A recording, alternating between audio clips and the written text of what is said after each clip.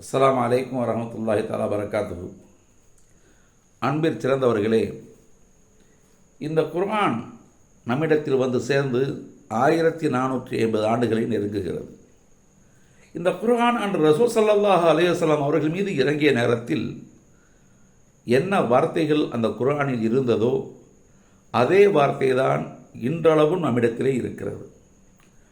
ஒரு அட்சரம் கூட அதில் மாறுதல் இல்லை, ஒரு வார்த்தை கூட மாறுதல் இல்லை.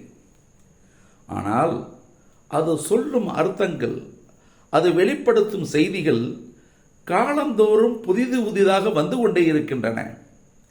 அன்று ரசூலுல்லாஹுக்கு முன்னிருந்த மக்களிடத்திலே, சஹாபாக்களிடத்திலே இந்த குர்ஆன் பேசியது.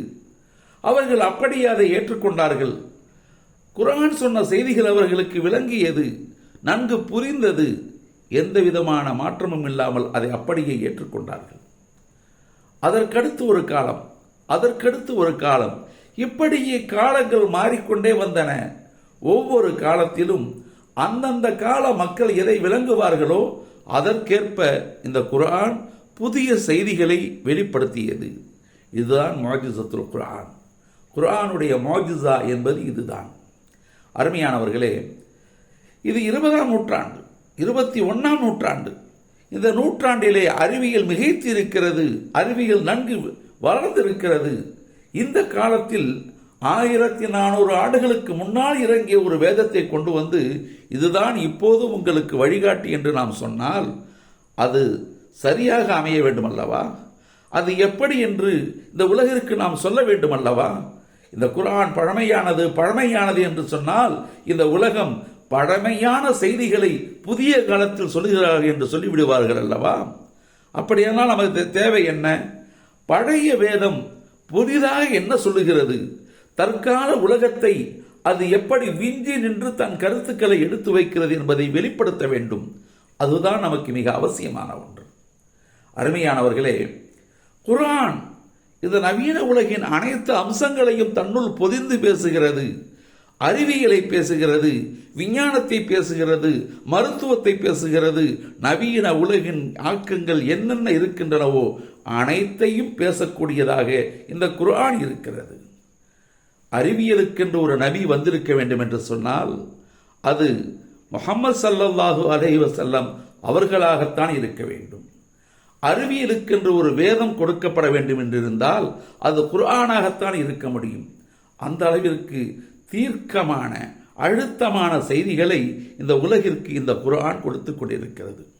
உதாரணத்திற்கு நாம் ஒன்றை சொன்னால், அன்று ரசூல் ஸல்லல்லாஹு அலைஹி வஸல்லம் அவர்களுக்கு முன்னிருந்த சஹாபாக்களிடம் இந்த குர்ஆன் பேசியது. சூரா யாசிரின் ஒரு வசனம், லஷம்ஸ் எம்பகைலஹா அன் துதிரிக்கல் கமர வலல்லைலு சாபிகுன் நஹார் வகுல்லுன் ஃபீ ஃபலக்கின் யஸ்பஹூன். சூரியன் சந்திரனை சென்றடைய வேண்டிய அவசியமில்லை, இரவு பகலை முந்தி சென்றுவிட அவசியமில்லை. ஒவ்வொரு கோளும் அனைத்து கோள்களும் கிரகங்களும் அதனதன் வட்டவரையில் சுழன்று கொண்டிருக்கின்றன என்று இந்த வசனம் சொல்லுகிறது. அருமையானவர்களே, அன்றைய சஹாபாக்களிடத்திலே இந்த வசனங்கள் சொன்ன செய்தி என்னவென்று சொன்னால், ஆம், இதோ சூரியன் இருக்கிறது, இந்த சூரியன் அந்த சந்திரனை போய் பிடிக்க முடியாது, சரிதான். இரவு பகலை முந்த முடியாது, ஆமாம், எப்படி முந்த முடியும்? இரவு இரவாகத்தான் இருக்கும், பகல் பகலாகத்தான் இருக்கும். இலகுவாக அனைத்தும் விலகிக் கொள்ள முடிந்தது. மேலும் அனைத்தும் அதனதன் இடங்களிலே வட்டவரைகளிலே சுற்றி வருகிறது என்று சொன்னபோது அவர்கள் நினைத்தார்கள், ஆம், இதோ சூரியனை பார்க்கின்றோம், கிழக்கே உதிக்கிறது, மேற்கே அடைகிறது, தினந்தோறும் சரியாகத்தானே செய்கிறது, அதன் வட்டவரையில் சரியாகத்தான் செல்கிறது. நிலவும் அதுபோன்று அதனுடைய தொடக்கமும் முடிவும் சரியாகத்தானே சென்று கொண்டிருக்கிறது, எனவே அதுவும் சரியாகத்தான் இருக்கிறது. இந்த அளவிற்கு அவர்களுக்கு புரிந்துவிட்டது, போதுமானது. ஆனால் இன்றைய அறிவியல் உலகம் இதை எப்படி இதை உள்வாங்கி உணர துடிக்கிறது என்று சொன்னால், குர்ஆன் சொல்லக்கூடிய இந்த வசனங்களில் என்னவெல்லாம் இருக்கிறது, அறிவியல் சார்ந்த விஷயங்கள் எப்படியெல்லாம் இருக்கிறது என்று காணும்போது அதுதான் வியக்கத்தக்க செய்திகளாக இருக்கின்றன.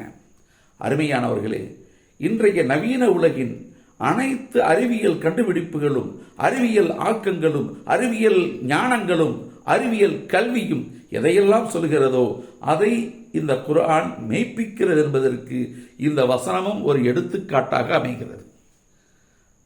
எப்படி இது? இதுபோன்று பல்வேறு விஷயங்கள், பல்வேறு வசனங்கள், அப்படியே குர்ஆனுடைய அந்த வசனங்கள் இன்றைய நவீனத்துவத்தை உள்வாங்கி அதை மெய்ப்பிக்கின்றதை நாம் காண்கின்றோம். இதைத்தான் இமாம் ஷாராவி ரஹ்மத்துல்லாஹி அவர்கள் தன்னுடைய தஃப்சீரிலே மிக தெளிவாக சொல்லியிருக்கின்றார்கள். அவற்றைத்தான் நாம் மொழிபெயர்த்து இந்த தமிழ் மக்களுக்காக நூலாக வெளிக்கொண்டு வந்திருக்கின்றோம். சூரத்துல் ஃபாத்திஹா, சூரத்துல் பக்ரா, சூரத்துல் ஆல இம்ரான் அனைத்தையும் வெளியீடு செய்து கொடுத்து விட்டோம். இன்னும் அடுத்ததாக சூரத்துல் நிசா, சூரத்து மாயிதா, சூரா அன்ஆம் அனைத்தும் வெளிவர இருக்கிறது. இதற்கு முத்தாய்ப்பாக இதோ இந்த சூரா யாசீனையும் மொழிபெயர்த்திருக்கின்றோம். வெளிவந்திருப்பவை 11 பாகங்கள். இனி வரவேண்டி இருப்பவை அன்ஆம் வரைக்குமான வெளியீடுகள் வந்தால் இன்ஷா அல்லாஹ் 25 பாகங்களை எட்டும் என்று நினைக்கின்றோம். இவ்வளவு மிகப்பெரிய தஃப்சீர். இதனை எவரேனும் படித்தால் நிச்சயமாக அவருடைய கல்வி ஞானம் மேம்படும். அதற்காகத்தான் இவ்வளவு பெரிய மெனக்கேடுகளை செய்து இவ்வளவு பெரிய அரும்பாடுபட்டு இதை வெளிக்கொண்டது உங்கள் கைகளிலே தருகின்றோம். இவற்றை நீங்கள் செய்திகளாக கேட்பதற்கு தஃப்சீர் அஷ்-ஷாராவி என்ற ஒரு தனி யூடியூப் தளத்தையே ஏற்படுத்தி அதில் உங்களுக்கு வாசித்து காட்டப்படுகிறது. அந்த தளத்தை நீங்கள் சப்ஸ்கிரைப் செய்து கொள்ளுங்கள். அதில் வரக்கூடிய பயான்களை தினமும் கேளுங்கள். மேலும் இந்த புத்தகங்களை நீங்கள் வாங்கி படியுங்கள். படிப்பதன் மூலமாக உங்களது ஞானம் மேம்படும். அல்லாஹ்